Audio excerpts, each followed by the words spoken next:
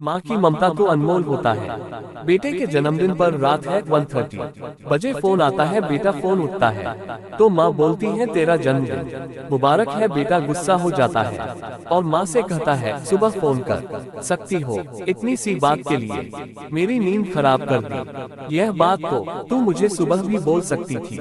इतना कहकर वो फोन काट देता। थोड़ी देर बाद फिर से फोन की रिंग बजती है। प्रकाश फिर से फोन उठाता है और इस बार फोन पर पापा होते हैं। प्रकाश इस बार आराम से बात करता है। थैंक यू पापा, आपने मुझे बर्थडे विश करने के लिए फोन किया, वो भी इतनी रात को। पापा कहते हैं नहीं बेटा, मैंने तुम्हें मुबारकबाद देने के लिए नहीं बल्कि ये बताने के लिए फोन किया है कि तुम्हारी माँ बिल्कुल पागल है।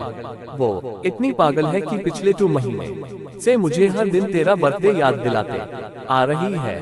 वो इतनी पागल है, फिर भी उसने यहाँ पर खुद अपने हाथों से तेरे लिए केक बनाया है। ऊपर से ये जिद कर बैठी है कि जब तक तुझे विश नहीं कर देती तब तक न खुद खाना खाएगी ना मुझे खाने देगी। प्रकाश सब ध्यान से सुन रहा था और उसे ये महसूस भी हो रहा था कि उसने अपनी माँ को फॉर ग्रांटेड ले लिया था।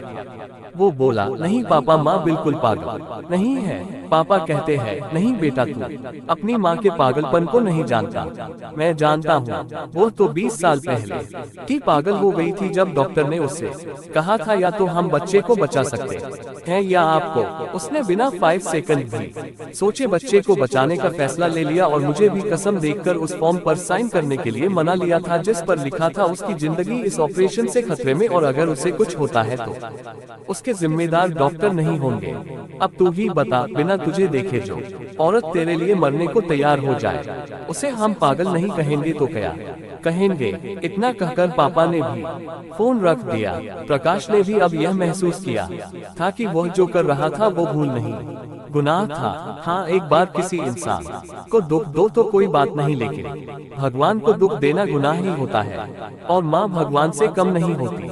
पश्चाताप के आंसू उसकी आंखों से बह निकले। सवेरा होते ही प्रकाश अपने घर की ओर रवाना हो गया अपने माँ बाप से माफी मांगने के लिए।